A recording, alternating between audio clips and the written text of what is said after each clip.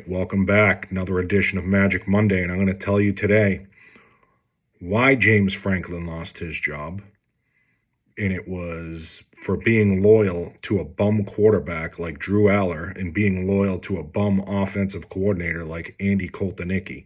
Now, I'm also going to break down a player prop Goldmine that we have had over the past 3 seasons that kind of surrounded this entire situation from the outside looking in.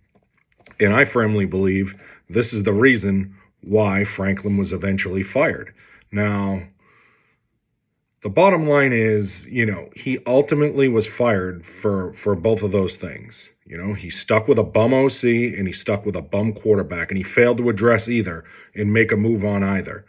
The guy has an absolute shit record versus top 5, top 10, top 25 teams. And, part of the reason why is when you're in the upper echelon of college football, you need to score points and you need to be able to throw the ball, especially when you get into shootouts against other big teams. And that's just something that they haven't been able to do for the past few seasons. They can beat up on bums, and then when they get into the big games, nothing gets done. But anyways, people always come to me and say, hey, China, how do you win 60% on props or more than 60% or whatever? And you find angles like the one that I'm about to describe that we've had on Drew Allar for the past 3 seasons. And my motto is, or what I'd like to do is, I ride these angles. No matter what the data says, no matter what the projections say, if I feel very strongly on something, then I feel like my reasoning is going to outweigh any projections or any data that any nerd can throw at me. And maybe it would align with what my thinking is. Maybe it doesn't. But I'm going to break down this angle right now on what we've done with Drew Allar the last 3 seasons. So, we put this fade on Drew Allar very early, and we just did it no matter what. Every game, he has been lined since he's been a starting quarterback. We have faded him consistently, week in and week out. If there is a line for Drew Allar's passing yards, it is faded. Now, somebody might say to me, we got the under and they're playing Bowling Green. They'll say, hey, China, the projections say this, Well, take the projections and shove those projections up your ass. Or somebody will come to me and say, oh, they're going to be in a close game against so-and-so, the line's only 3 and it could go either way. And, hey, take those projections and shove those projections up your ass as well. And then, someone will say to me, maybe, they'll see the play and they'll say, yeah, but this, this pass defense is so bad. Again, take your projections, take your pass defense, take your thoughts and shove them up your ass, because the bottom line is we put the fade on this guy, and ultimately here's what happened. Let's see here. So he was a monster recruit for Penn State. We felt very early in year 1 as a starter, when he was a sophomore, that he was just going to get the lines were going to be bigger than what they should be. We saw him play his freshman year a little bit. We weren't impressed, and we thought that was going to continue unless something drastic changed and nothing happened. So let me see here. First game of his sophomore year, he throws for 325 yards. I can't remember. We probably had a fade on him that day, but he throws for 325. The line probably got increased for week 2. We kept fading. If we give him an average line his sophomore year of even just 229.5, 13 games, we go 9-4 to the under, for 69%. And that's what we did. We faded him every single game that he played. And you just look at these numbers, and right after that 325-yard game, you just listen to these numbers go off, and you can just start to see and start to build something. And you're just looking at this, and it's just consistency. And you fade this type of consistency until proven otherwise. 204, 208, 166, 189, 162, 191, 210, 240, 70, 79. And then the last couple of games, 292, 295. Regardless, you see those numbers I just recited in the middle. We just put the fade on, we kept going.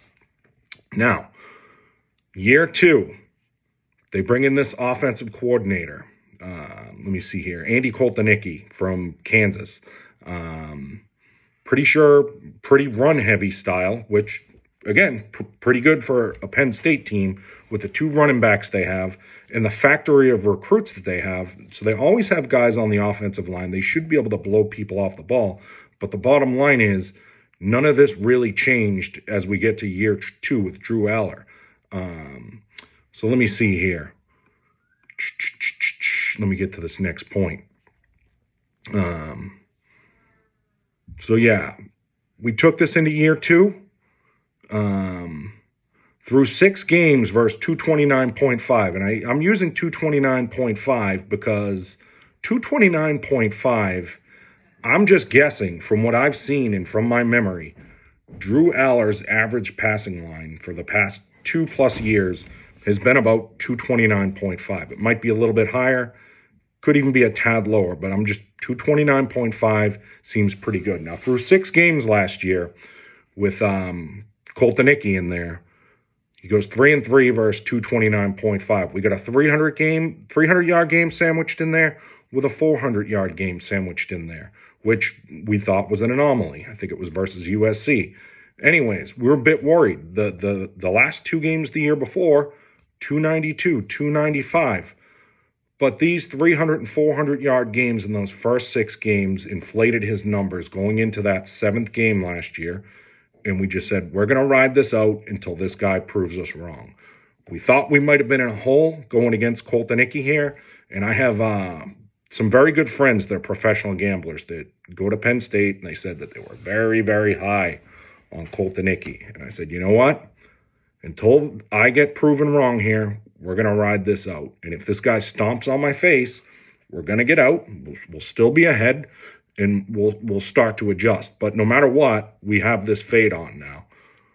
Now, after that it was versus USC. After that game that I referenced, we start to see the Drew Allar that we know and we love. 148, 146, 220, 247, 244, 171, 226, 127, 171, 135. That aligns up with what we were seeing in the middle of that first year. And of course, they're going into Big Ten play last year, where it gets cold out, it's harder to throw, you're facing tougher defenses, so we didn't expect those trends from the first 6 games, maybe to carry into those games. Anyhow, rode through it. Year 2, 11-5 to the under for 66%. And we're max betting these for as much as we can get down everywhere, early, middle of the week, late week, whatever it may be. We're pounding this. So anyhow, that's it. 11-5, 66% to the under. Leads us into this year, okay? 6 games, okay? We got the fade on Allar. 225 to 230, I think, has been his price. 217, 200, 209, 137, 200, 137. Double overtime against Oregon, 137 yards. UCLA, 79 points scored in the game, 200 yards. Northwestern last week, 137 yards. Versus Notre Dame in the bowl game last year, where Andy Koltanicki was, it was just identified at how bad of an offensive coordinator he is. 2 pro NFL running backs with a humongous offensive line, running trick plays, I think, first and goal from the goal line. So, this guy's obviously part of the problem too. But ultimately, Allar really hasn't changed much in 2.5 years. Anyhow, those 2 were the big problems. Koltanicki and Allar turned into a gold mine for us. And when you become loyal to your coaches and your quarterbacks, and you're afraid to make changes that, frankly, it just makes sense. Like, you can't be a school that is, perennial top 5, top 10, and not have your quarterback, who's a 5-star, have the ability to throw for 230 yards in a game for 3 straight seasons. Now, he had, some games here and there, but for the most part, by and large, this guy couldn't hit a barn throwing the football, whether it was the play calling or just him.